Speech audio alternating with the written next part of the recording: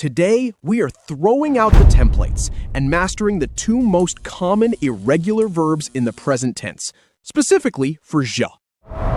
First, practice some examples with être conjugated with je, and look at some crucial tips about it. Je suis canadien. Je suis français. Tip number 1. The absolute first thing a beginner must learn is to keep the final S in the verb suis completely quiet. Je suis professeur. Je suis médecin.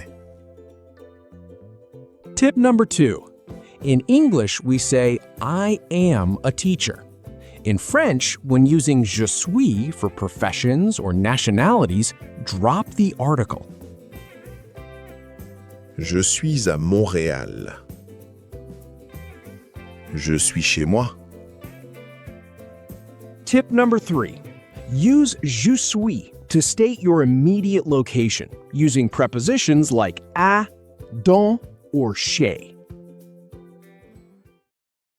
Let's practice some examples with another important verb conjugated with je, and look at some crucial tips about it. J'ai un chien. J'ai une voiture. Tip number 1. When you conjugate it with je, it creates our favorite vowel clash. So je shrinks into a J apostrophe, giving us j'ai. J'ai 20 ans. J'ai 40 ans. Tip number 2. In French, age is something you have, not something you are, so you must use j'ai. J'ai faim. J'ai soif. Tip number 3. In French, the rule for expressing physical or emotional sensations requires using the verb to have. Je n'ai pas de chat. Je n'ai pas de vélo.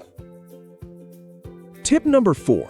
When turning a positive j'ai sentence into a negative one, any article like un, une, or des instantly turns into de. That's all for today.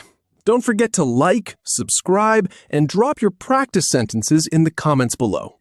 Merci et à bientôt!